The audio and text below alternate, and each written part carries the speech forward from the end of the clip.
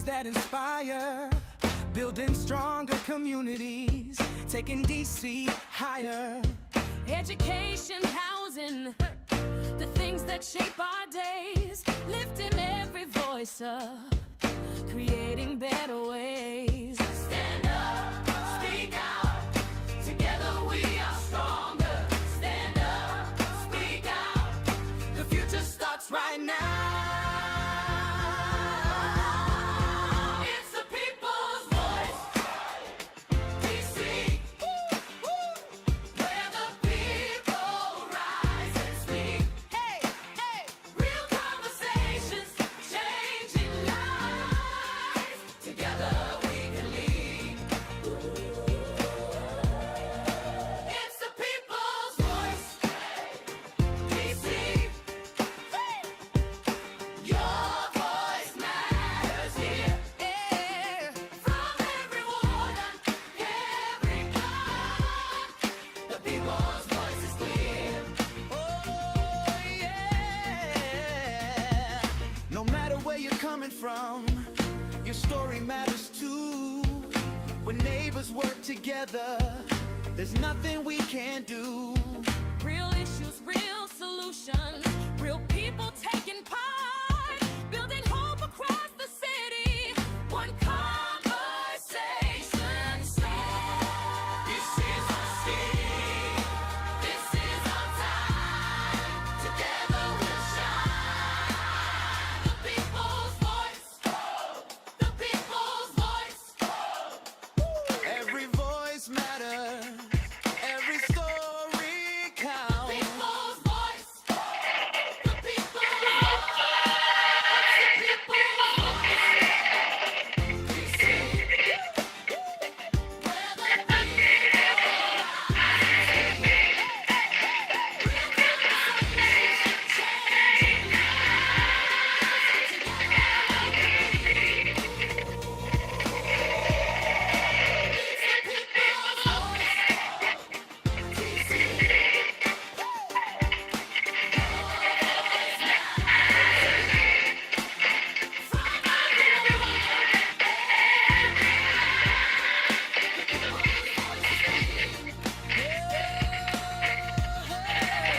the Hosted by Pastor Mike, powered by Rising Voices. This is the people's voice.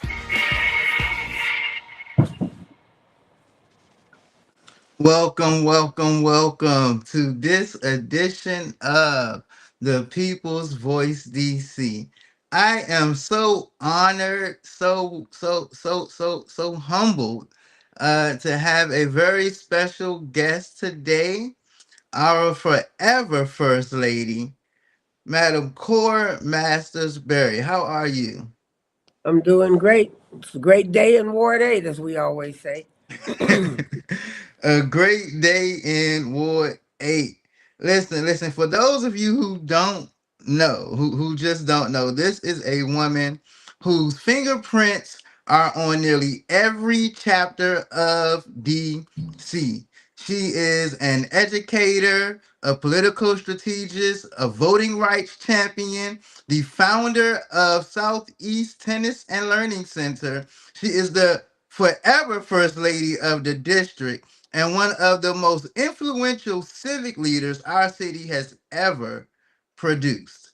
This right here is a moment that I will cherish forever here on the People's Voice DC. Thank Well, you that's so much. but thank you. That was quite a lot. Yes, that's just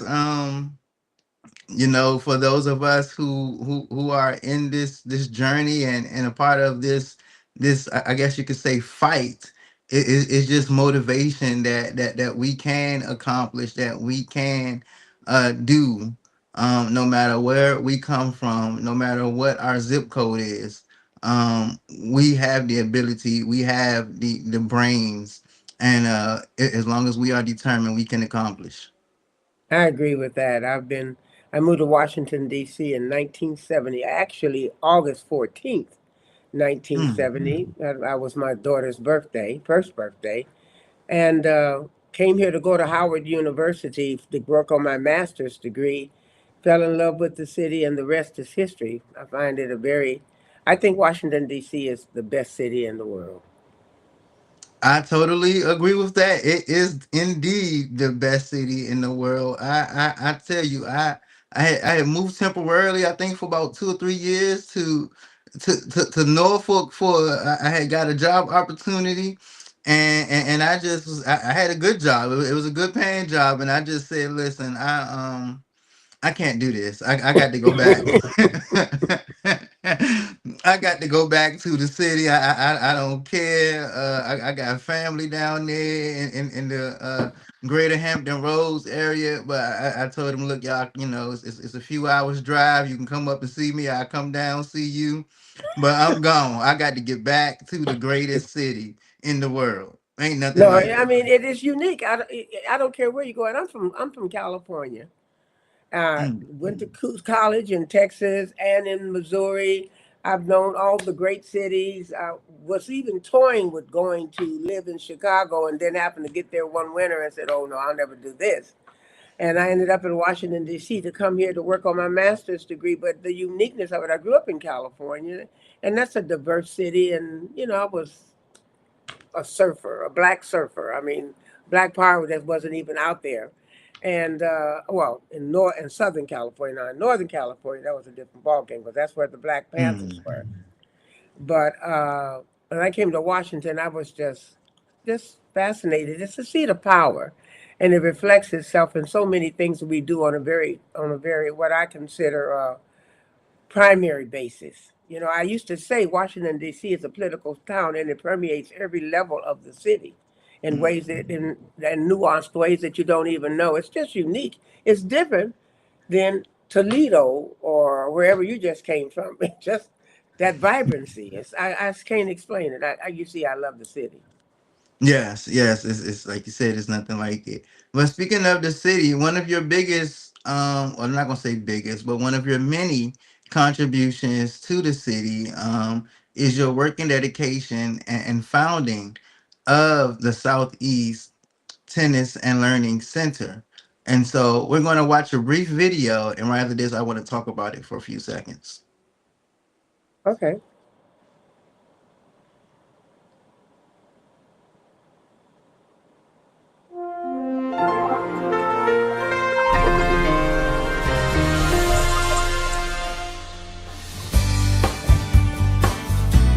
Here we are at the Southeast Tennis and Learning Center in the Williams Arena, no less.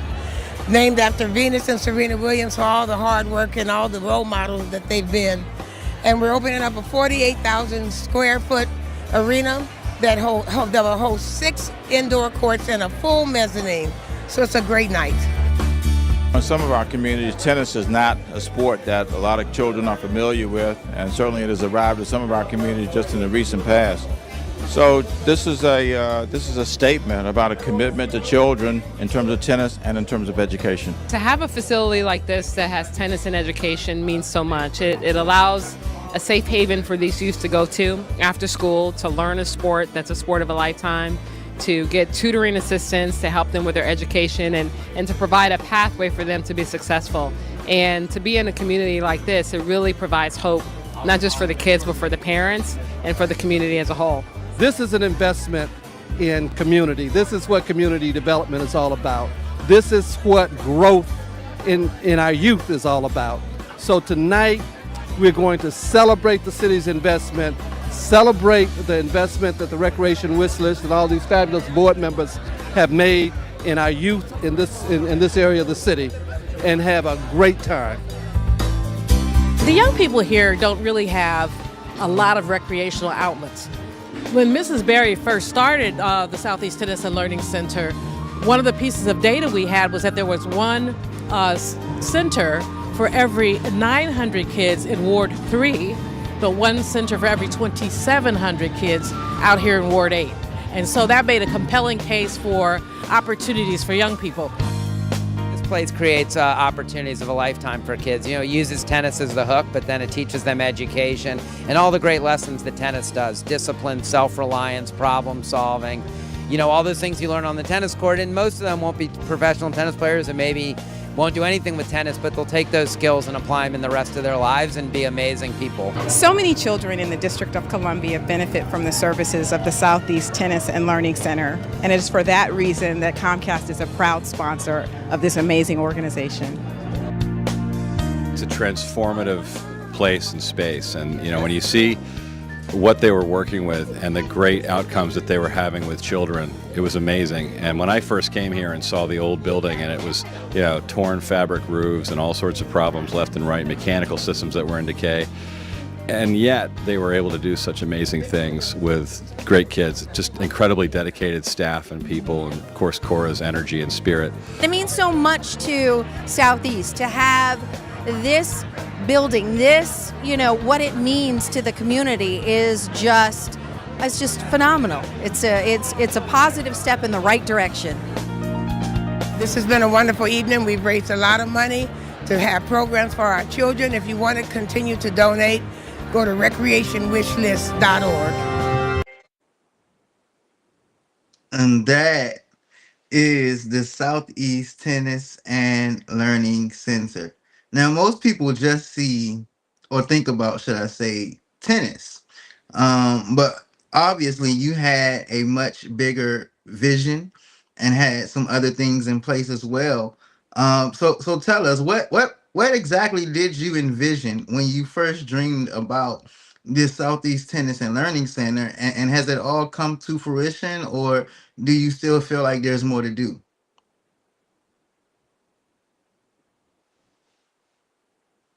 Possible when my husband, Marion Barry, made his historic fourth term comeback, he asked me to please manage and put on his inaugural. I did, and as I was doing it, I was amazed by how much money people would donate to a party, and I was like, I can't put all this money in a party.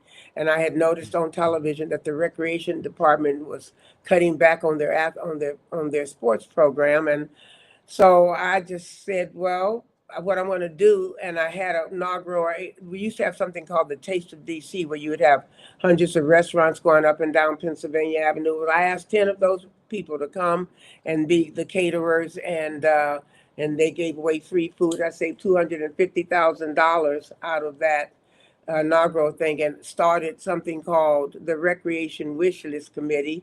I called the director of recreation at that time, Miss Betty Jo Gaines, over, asked her to bring me her wish list, and from that point on, the wish list was much bigger than our $250,000, and so we kind of formed a nonprofit. And just as First Lady, I did not want to be, and would not be, could not be, and am not a traditional person who runs around kissing babies and going to teas. I just wasn't going to do that. So we had a foundation, and our job was to empower our youth all over the city. So we went around, and we went, Bald Eagle was our first place. We did a big cleanup, and then we put a boxing gym, and we put a dance studio and a computer lab in Bald Eagle. And then from there, we went everywhere. And one day I was riding down the street, saw this vast piece of land, did a little, what I call marketing research, my version of it, and found out that Black kids in that community were playing tennis, but they were being bused up to Northwest. And I was like, well, why we need to bus them? We'll just build some here. So we built 6 tennis courts. Kids had a ball, but I found out in that, and I'll just skip to this, that even though they were playing tennis, when they finished tennis, they settled the score on the corner. And I was like, no, that's not the point here. So we need a building. And God gave me a vision to build a building. And to make a long story short, that stayed with me until I was obedient, because I pushed away at first. And I jumped out there with my board behind me and the city, and I raised money to build something called the Southeast Tennis and Learning Center. I got a lot of pushback on naming it. I named it Southeast Tennis and Learning. And so don't put Southeast in there. I said, what do you mean don't put Southeast in there? They said, because of the connotation. I said, I'm going to put Southeast in there, and the connotation is going to be excellence. And the kids are going to do excellent, and we're all going to show with Southeast. And I'm not spending 5 years of my life to build a tennis center. I believe if you put a tennis racket in a kid's hand, or a ball or a bat, you ought to put a book in the other. So we're going to not only play tennis, but we're going to learn. I want them to be champions, not only on the court, but in the court of life. And so that's how I came about. It's all all very organic, all divinely inspired, and just here we are. Now, don't get me wrong, right. My vision was a very much, I thought I was thinking about like little temporary, you know, you know, trailers. And God Mm. had a bigger vision. And here we are at a $55 million vision. And across behind us on Valley Avenue in Southeast, on Wheeler and Valley Avenue, is a tennis expansion, $22 million expansion that we're going to be cutting the ribbon on soon, so that our kids can not only play tennis around the country, but we're going to bring in international tennis here. So the young people who come here will be coming from all over the world, leaving millions of dollars in the city and experiencing tennis in the hood, because there's nowhere else in this world is a tennis facility of this nature in the hood, in the middle of the community. The Southeast Tennis and Learning Center. I'm very proud of it. Down through the years, our young people have been able to go to college on tennis scholarships, and we've been able to travel. Or this summer, we're taking them to the U.S. Open. They're going to spend the day there, and then they're going to go to see Hamilton play, and then they're going to go to one of our funders, Reggie Van Lee's house, and have dinner on a patio. That's what we do with our children in Southeast. I know I'm saying a lot, but I'm excited about it because I'm here in summer camp now. I'm watching them out there. And you know, in Southeast, a lot of times our kids get the least. So what we do here is we try to give them the most. Wow. I am so I got to get over there and volunteer or something. I am definitely sold. I'm excited about this center and also what's to come. But I hear that you talk about the kids that have gotten scholarships. And I did a little research, so forgive me if my numbers are wrong, but I have gathered that this center and yourself have served more than 15,000 young people. Um, and I just was wondering, what would you say they have taught you? And even in a time like this, when we look at today's youth, we are talking about youth curfew. It's like our city is split on what do we do with our young people. From what you have experienced, what have you learned, and what do you feel our young people is missing and what they need? Well, it's interesting. I'm glad that you asked, because I have obviously had a front row seat in the last couple of years with the kids down Southwest and all of the things that have been said and done. I want to start by saying, first of all, Washington, D.C. is one of the most richly resourced cities in the country in terms of activities and opportunities and places for our kids to go. So let's just put that there. Now, we could always stand more, we could always use more, and we all are trying to do that. But I run a center in Southeast Washington, 701 Mississippi Avenue. It is the heart of Ward 8. Ward 8 is the far east of the river. I think we are about 2 miles south of the Maryland line where we are, and right on the Siouxland Parkway. And so our kids come from the neighborhood, up the street, around the corner, and down the way. What I have seen is a plethora of having families come in from the same neighborhood, maybe even on the same street. This set of children are going this direction, and this set of kids are going the same different direction. They're all from the same poverty level. So we remove poverty as a factor. We know poverty is there, but there is also parental involvement. And I have found very clearly that the difference in what our kids need is different kind of parenting, parent responsibility, parent accountability. I have raised children at the Southeast Tennis and Learning Center. One particular situation, a parent, about 5-10 years ago, so obese they were not mobile. This woman was not mobile, but she was going to save her son. She stayed on that phone with me every day to make sure her son came to this center. And then when he was finishing, she'd send her son up there. And we did that with him for 7 years. And he would come here and he would go do of course, the tennis, but we had coding, we have math, we have homework assistance, we have creative arts where kids dance and sing. We have an annual program for 25 years called Blacks and Wax, where they talk about the history and learn the history of our people and the struggle. We've done all of that, and that saves lives. But the parents have to get the kids there, and that woman would not And I've only put my hand on the kid one time in the whole 25 years. It was him. And I don't remember what he did. I think he stole something, whatever. It was a real menace. I grabbed him by the collar. And he was, I think, 13. And I picked up the phone and called his mother. I said, I got him by the collar. She said, when you finish with him, send him home, and I'm going to do the same thing. That kind of parenting, where you hold the kids accountable, where you trust your kids with other villagers so we can do it. That's the problem, because a lot of our kids that I see out here, my question is, who dropped you off there?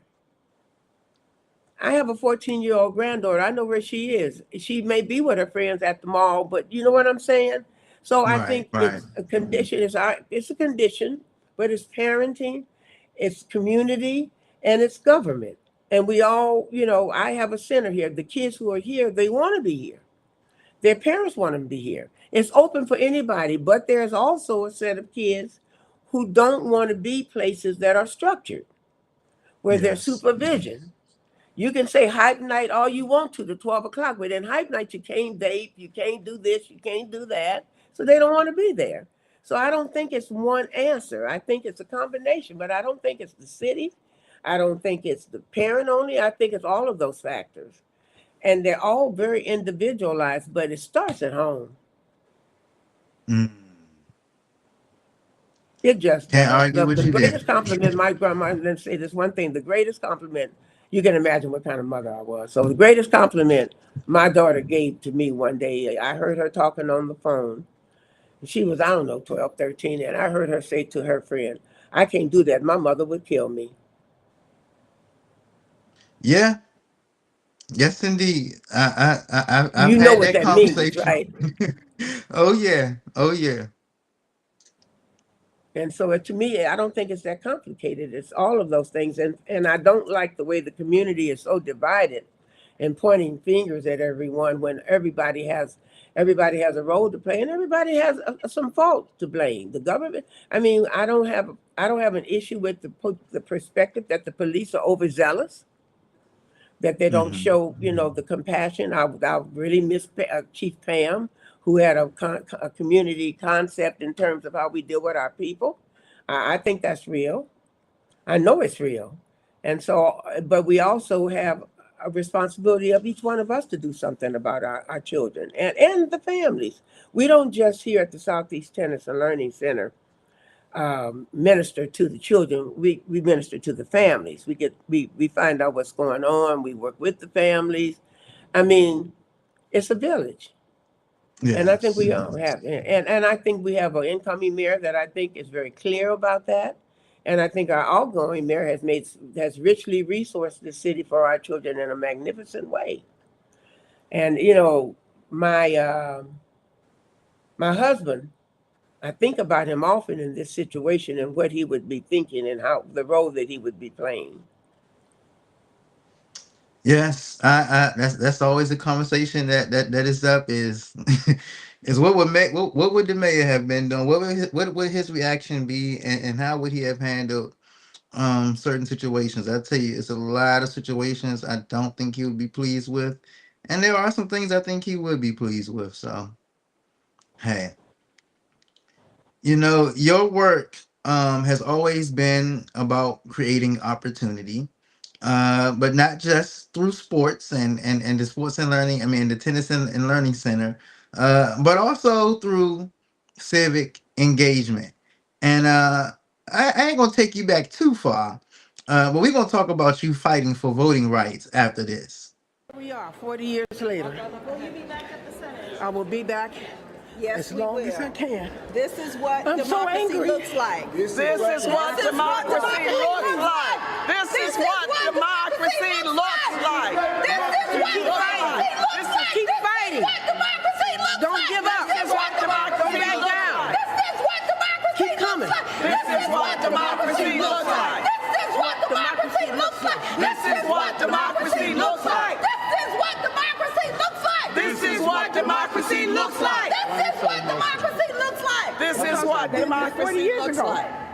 And everything they gave us, they took away. Every law you can think about, they can just write up, just with a stroke of a pen, take our rights away. We appreciate you not filming these security measures. Thank Okay. you. I'll be back.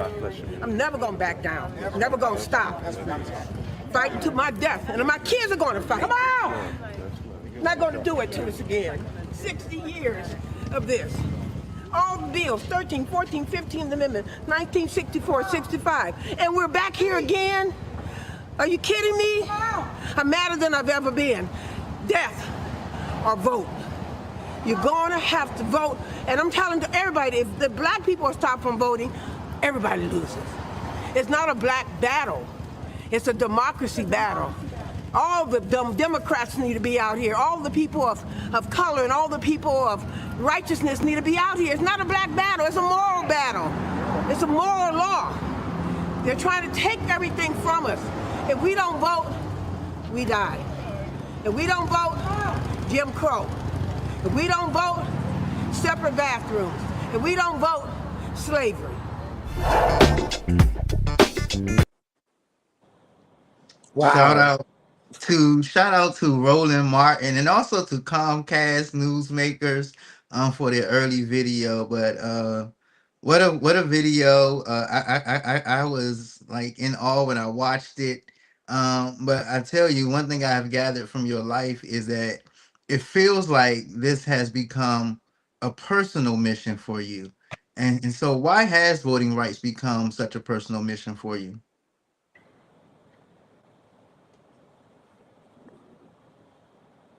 It's hard to talk about it because our people do not understand how important it is.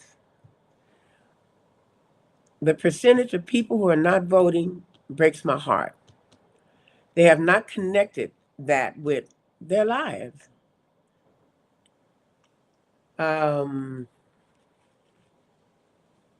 Jesse Jackson, after the election of Reagan over Carter, Jesse Jackson at the anniversary, one of the anniversaries of the March on Washington, spoke, and his speech was titled "Rocks Just Laying Around." Yes. And he talked about the percentage of the Carter-Reagan election and how Carter was beat, not by Reagan, but by rocks just laying around. He made an analogy of David and Goliath, how Goliath was big, but David looked around, he had a slingshot, and he just took those rocks and he slayed the giant. And he talked about the fact that in the state of Pennsylvania, for instance, Reagan won by 5%. And the percentage and the number of people that he won by was much, much, much smaller than the people who were registered, especially black people who to vote and didn't vote. So he won because we didn't vote. And he called them rocks just laying around. And that's really been, and I've been a voting advocate before I was anything else because I understand the essentiality of it. I lived through it. I'm 81 years old. I was in college at the height of the civil unrest, Black Power movement, I call it. I didn't sing "We Shall Overcome." I sang "Ungawa Black Power." I'm sorry, I'm from that movement. I'm not from the civil rights movement, but it took all of it to get us where we are. I'm not taking that, denigrating any one approach. Malcolm X and Martin Luther King, they both needed each other. And then my own personal favorite hero, Stokely Carmichael, who basically opened my eyes to what it is to be black in America. So voting is so important, and it's breaking my heart that that video was, 5-6 years ago, maybe longer. Think about now. I mean, it's amazing what's happening, but I'm feeling in my bones that the revolution is here, it's coming. I'm looking at the election of certain people across the country, and those people that elected them are the people primarily who haven't voted for nobody else. The establishment gets all their people out, they get them all out, but they hit a wall because the millions of people are the ones that have not voted. You wake them up, you have a mighty army. And that's what I'm seeing, and I'm praying and hoping that we're going back into the revolution where we wake up our people and say we got 2 or 3 different things we have to do, starting with voting. Yes. If you could give a message, I have a lot of peers too, peers and even those younger than me, even folks that I have mentored, former students who just feel like there's this thing with young people. They just say, "Oh, not into politics," or "I don't vote because it ain't gonna make a difference. They all a puppet." All of these things. Even I have even my own family and people that are close to me. They see me involved, and now they might text me and say, on voting day, I'm gonna vote because you told me to, Mike. Who should I vote for? And I'm like, if y'all don't pay attention, and but what message would you give? Because I even struggle in trying to motivate others. Like, look, our vote matters. So coming from you, someone who is respected, what message would you give the young people? Well, I will start with I'm encouraged by the messaging of Mandami. I'm encouraged by the messaging of what they call the Democratic Socialists, which I think is a ridiculous title anyway, because this country's been socialistic since the 1940s. Franklin Delano Roosevelt in the 30s passed the New Deal, and he did the same thing that Trump did. He packed the Supreme Court to get his programs through, and that's where Social Security came from. That's where public housing came from.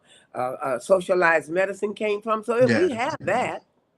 We have that. So I'm saying that what I hope is happening is being able to connect the conditions of people's lives with voting. And I see these young people are saying, like Mandami just did in New York with the slumlords and got rid of that your life can change, but you have to go to the polls.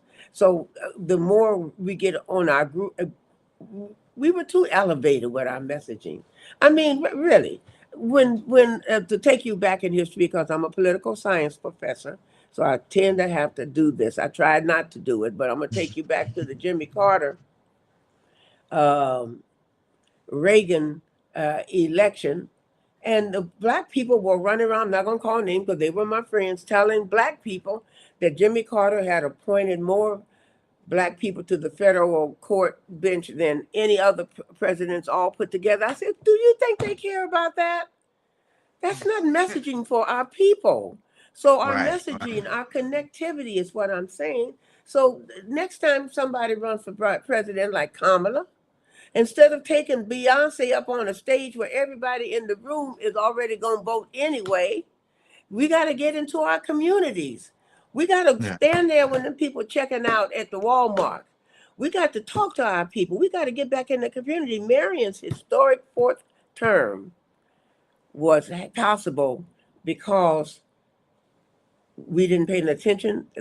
Nobody wanted him to come back in the establishment. The Congress didn't want him back to count. Nobody did, but God and the people. But we went to the people.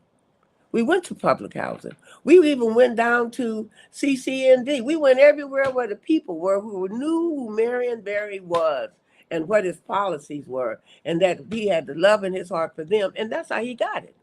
And that's what we need to do. We have to get back in our communities. And you as an influencer, your messaging has to be simple. There's a direct connection between how much money you make and the protection you're getting from it, your inability to do this, and who's in office and makes that decision. If you do not vote on somebody in that office, then you're at the mercy of whoever shows up. And you've got good data now. You got what's going on. I mean, my guy Trump, I call him my guy because he's gangster. he, he has laid it all out there. There's no nuances. So just look at that, and that's not voting right over there. So I mean, you just have to. The messaging has to be simpler and connecting. And when you do, especially in the middle of a time where people are struggling, thousands of people are out of work overnight. I'm not talking about the normal unemployment. I'm talking about people whose lives were dependent on working in the government. So do you feel like I know you referenced the New York City mayor. Do you feel like here in our city that maybe we have kind of gotten it message wise also, and we're kind of grew tired of things and want something different based on our primary results with council member Janice winning the primaries? Well, let me tell you this. when people kept saying this was going to be the most consequential election since Home Rule, I I agree, and I'll tell you why.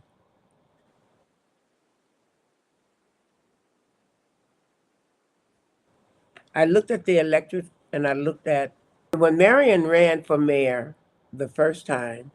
A lot of people think he took off a dashiki and he ran for mayor. No, he was chair. He was pride.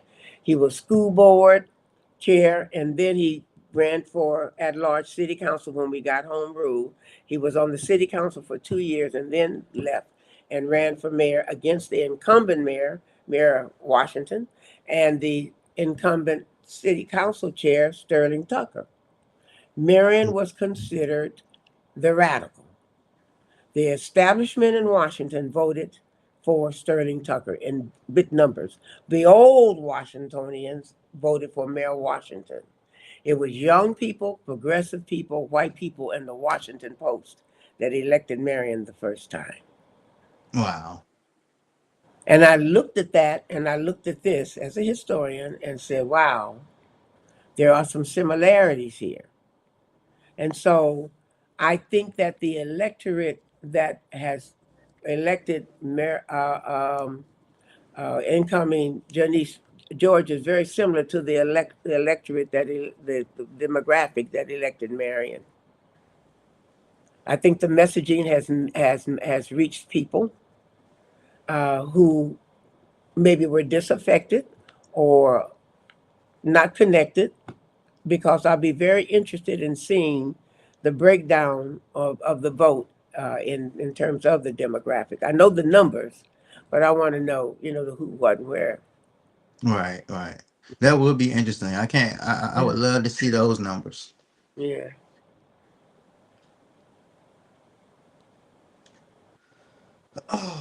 One thing that the mayor did was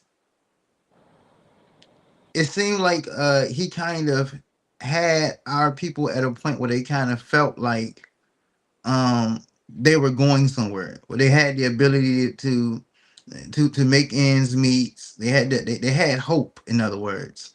Do you feel like our city has hope over the next 10 years? Absolutely.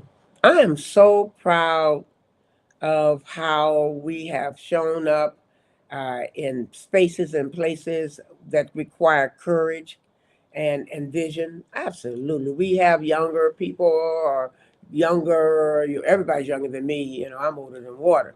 But people like Ron Moulton, who's gone from Peaceaholics to founding a go-go museum and out there advocating in the streets. We've got on the other side over there the Harriet Dreams and the Free DC people. In the middle, we got some gangster ANC commissioners all across the city. I'm impressed. Why are you laughing? No, I listen. I really I love a lot of stuff that Ron Moulton does, but we often clash when it comes to bikes and bike lanes because I'm an avid biker. But I'm sorry, I'm not on your side. Let me tell you what happened to me downtown the other day. I was getting out of a car, and big, SUV, but we couldn't. We had to wait for the bikers. The cars had slowed down, and that was fine. That was on that side of town. On this side of town, I have never been in danger of a biker. So I do think that bike lanes should be proportionate to the population it serves. This is not a big biking community. And we have Right. limited parking over here. So come on, take that in consideration. It just, you don't ever see no bikers on the lanes and of a Northwest cars. And I get that, but that doesn't work over here. Yeah. So I'm with Ron. So what you gonna say? I'm with Ron. I don't want no beef with you.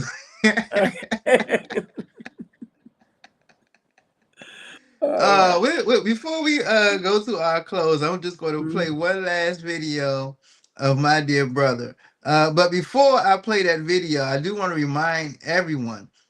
Here is our flyer. Your neighborhood needs a voice. Those who don't know, A commissioner is a representation of yours, is a representative for your single member district. And they make a lot of decisions, a lot of things that's going on in your community, a lot of small businesses that may pop up. I know there's a lot of fuss about our tobacco stores and those types of things. You want to make sure that your district has representation. Too often there are too many commissions that do not have representation, that do not have a commissioner. And when things come up, the people are not properly represented, and they can't fight for what they That's right. truly want and need. Here at Rising Voices, that's what we do. We help you. Listen, petitions have already been picked up. They're still not due until next month. Listen, you still have time.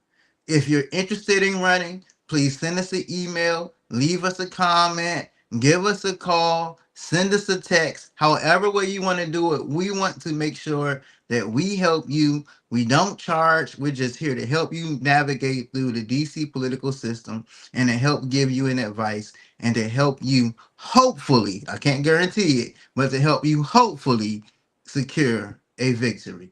Reach out to us. What needs to change in the District of Columbia? First of all, we need statehood. United States government.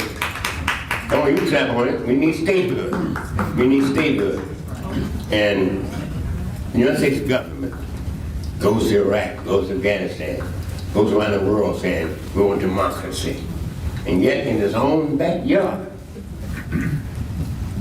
right down from the president's house and the Congress house, we don't have a voting senator, a voting representative. So we need to have statehood now. And that's not going to be a miracle worker. It's not going to be a silver bullet. But at least it gives us a say over our money. We have a $11 billion budget. Most of it raised to those. We need statehood. That is what our mayor for life said. What do you think about statehood? Is it absolutely imperative? How important is statehood today? You know, the debate between statehood and full voting representation has struggled on. Statehood would be great. I don't know if it's attainable, but what I do think is attainable is full voting representation in Congress and full control over our budget, to getting the Congress out of our budget and being able to have a vote and a voice and 2 senators. We don't, that's it. That's just full voting representation. And that's what I'm for. Do you think that we kind of owe it, those of us who are, I guess, myself and maybe the next generations, do you think we kind of owe it to the Honorable Eleanor Holmes Norton to get statehood? If we could get it, absolutely. But if your goal is, if your question is, should we keep that as a goal? Absolutely. But I'm just talking to you about, through my years of being here from day one on this issue, I think full voting representation is a more attainable goal. I mean, you know, you get statehood, you have to have a governor, and then the structure of statehood, I don't know if, you know, in its present structure, that would have to be, you know, something that would have to be looked at. But full voting representation, I actually think, is really what gives us full independence. I've heard about a compromise that was offered by the Republican side, that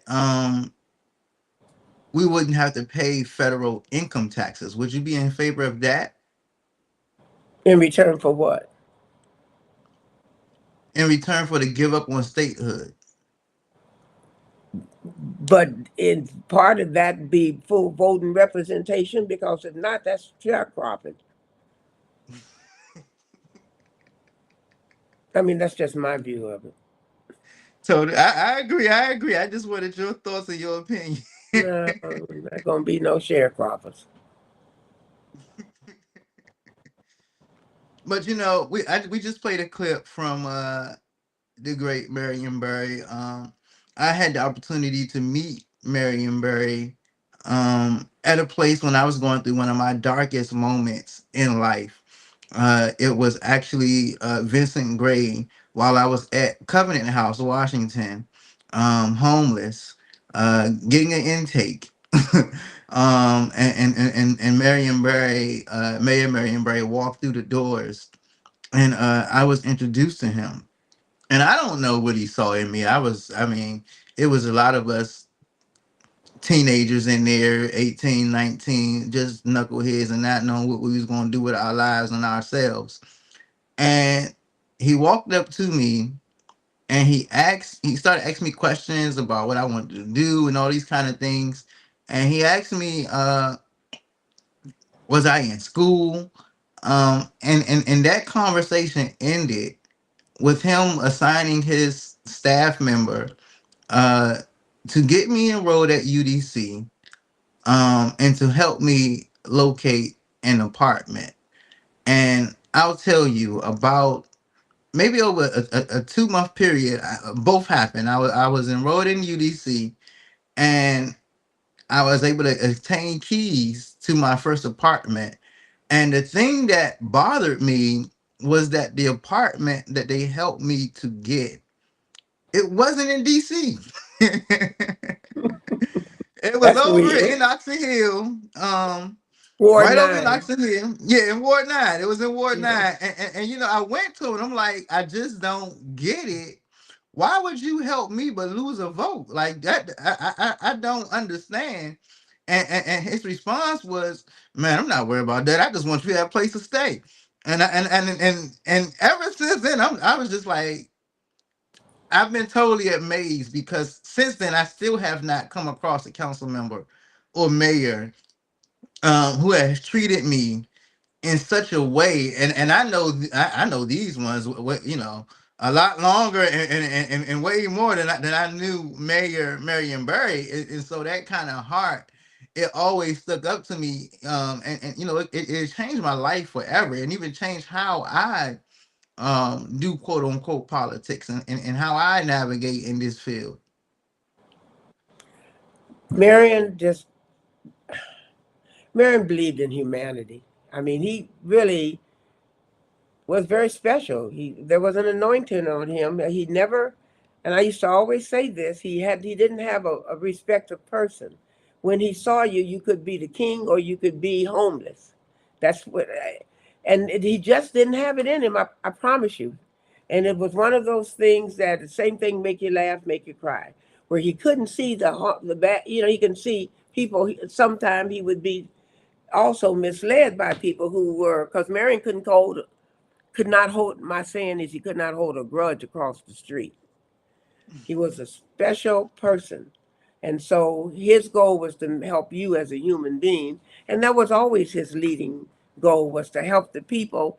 And he didn't have a lot of parameters from it. And I tell young people sometimes, oh, icons or special, and somebody who has done something great in life, I said, let me tell you how you attain greatness. You attain greatness through your passion for something and working toward it. And that's your goal, is not to become great. Your goal is to help that situation become great. Your goal is to pour into people and in situations, and you put one foot in front of the other, and you fight a battle every here and there, and you get over it, and you keep pushing. And you might look back 50 years later and, oh, wow, there's a body of work there. But that's the goal, is always what's right in front of you, trying to solve and make things better. And his goal right then in seeing you was a young man who had what he always calls it, great potential, and you just needed to be put in a situation where God could work with you and through you to be who you are right now. Have never met you before, but I've watched you and I follow you on Facebook, and I'm always very fascinated by the thoughtfulness by which you approach topics, and about I want to use the word professionalism, but I say respectful way, you know, that there is deep conversations to be had and serious topics to be discussed without being dehumanizing or unpleasant or small-minded or unkind. And I want to commend you for that. And Marion saw that in you. Thank you. That definitely means a lot to me. Um, thank you so much. I truly appreciate that.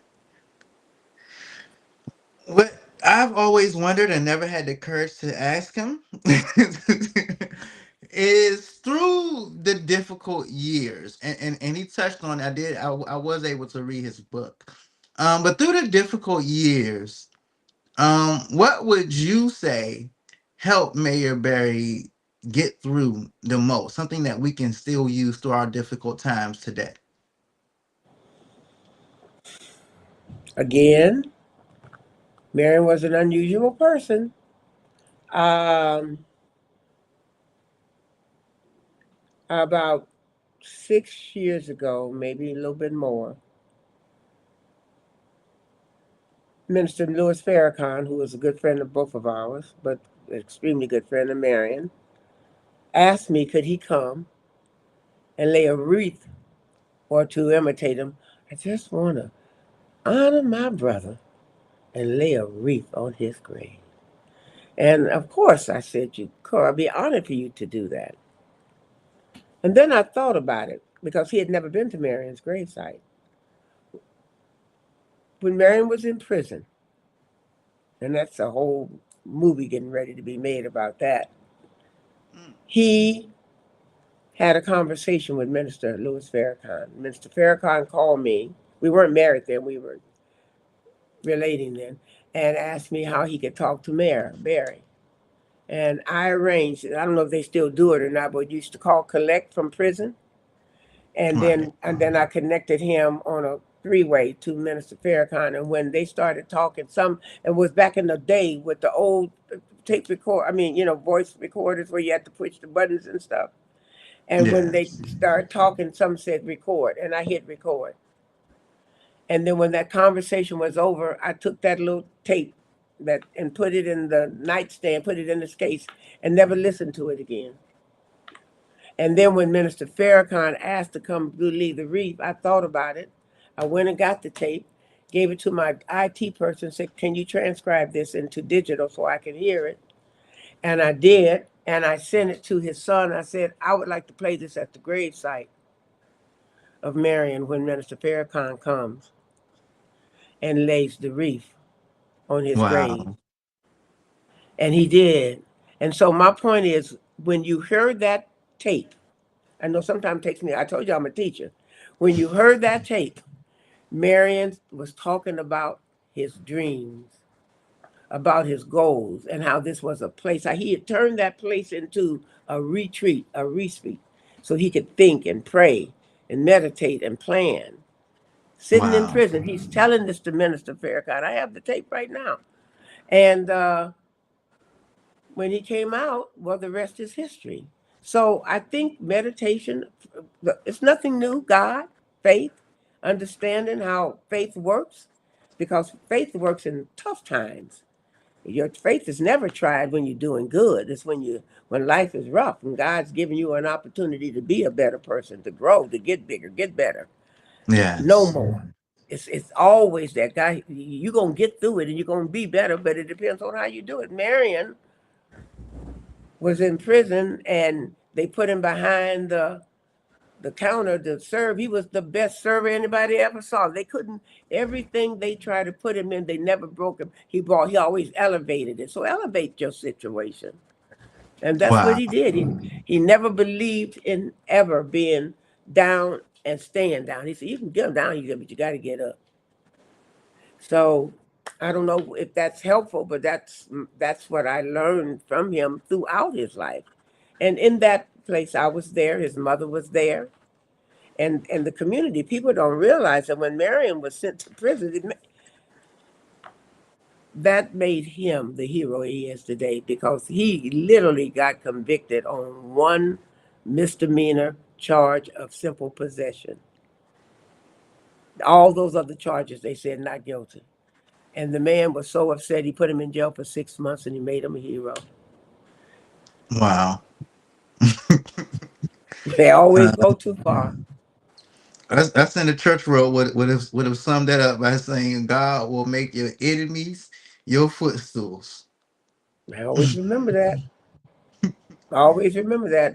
Why you treat people as I come back to you in tenfold. So when everybody gets so upset about what's going on now, I said, okay, calm down. I said, Right. there's nothing. My mother used to always say this, and I used to have a podcast called this. There's nothing new under the sun. I said, if you want to know how this is going to end, read a history book or a Bible. I like it. I like it. Well, this is the end of our show. There are so many great nuggets. I actually was on my phone taking some notes from some of the things you were saying. So I definitely will have. I mean, that elevate your situation. I can write a sermon off that thing. But that's something that I'm gonna be meditating on. I know this week. Elevate your situation. That's the word. So I thank you and the great mayor for life for those words. And this has been a pleasure, like I do with all of our shows. I end it with our guest voice. So anything that we did not discuss, anything that you would like to leave our listeners with, you will have the last voice. I will say that I have got to get over there to the Southeast Tennis and Learning Center. I have got to see you, number one, in person. And I have definitely got to get over there and check out that center. I am motivated. So I got to get over there. Thank you again for joining us and for coming on the show. And the last word is yours. I always say to people, the power you have is in the prayer that you deliver.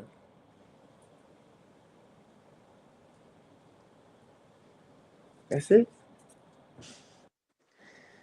All right. Thank you. Thank you so much. Thank you. Pause real quick. If you're from DC or you love DC, this one's for you. Welcome to the People's Voice DC, a podcast where the city speaks for itself. Not just politics, not just headlines. We're talking real life, community life, DC life.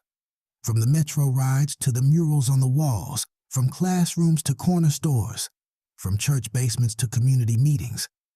This is where conversations actually happen. We talk about what matters: housing and money, mental health and healing, culture, music and creativity, faith, purpose, and finding your way, relationships, parenting, and growing up in the city. Yeah, we talk politics too, but only because policies affect our everyday lives. This show is presented by Rising Voices of Politics and founded by Reverend Michael Campbell with one goal in mind: give the people the mic. And when we say the people, we mean everybody. Young folks with big ideas, creatives with something to say, parents holding it down, leaders in the making, and anyone who's ever felt like their voice didn't matter. Trust, it does. No fake debates, no talking down, no boring energy, just real conversations, good vibes, and perspectives that feel like home. Catch us live every Wednesday at 6 p.m. on YouTube and social media by searching The People's Voice, DC, or Rising Voices of Politics. Miss the live show? It drops the same night at risingvoicesdc.org, and you can listen anytime on Spotify. So whether you're on your phone, in the car, in the dorm, or just trying to feel connected, tap in, tune in, and be part of something bigger. This is The People's Voice, DC. The city, the culture, the conversation.